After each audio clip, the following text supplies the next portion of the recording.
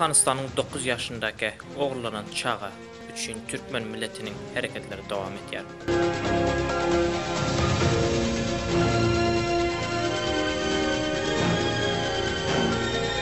Afganistan'ın ticareti benderleri 7 gün beri yapılan ve Abdurrahman Tapılyança açılmayacaktığını Muhammed Sadat aydıp geçiyor.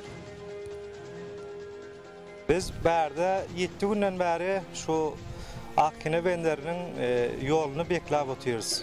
Ta Abdurrahman Tapılyança biz bu yolu koy vermiyoruz.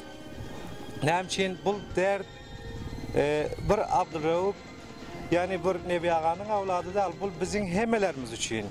Bu bir gün Abdurrahman kiti dige yine bir gün yine verin alıp gider. Şunun için ta biz ki şu oğlan ele gelince bu nememiz devam ediyoruz.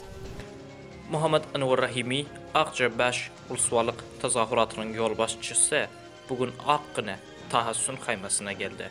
Muhammed Anwar Rahimi 7 gün beri Afganistan'ın 3 ticareti benderleri ve Cevzan ve Balx yolunun yapılandığını aytıyor.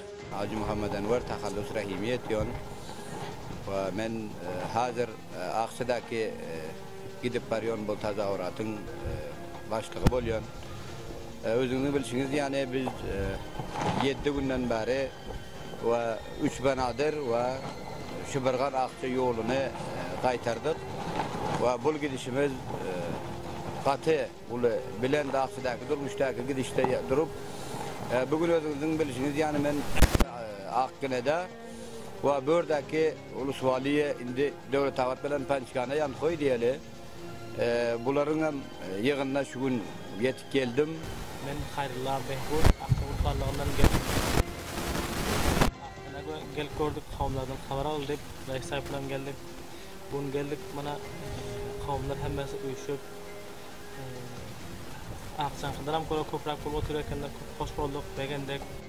Assalamu alaikum ve rahmetullahi ve berekatuhu. Mening adım Bibi Hacer Merganzade Konakala abasından bolyor. Hürmetli Eşref Gani Abdurrafcan'ı tez fırsatta azad et. Eğer azad etmesen biz Türkmen halkı bir yıl basahım beklep yatacak.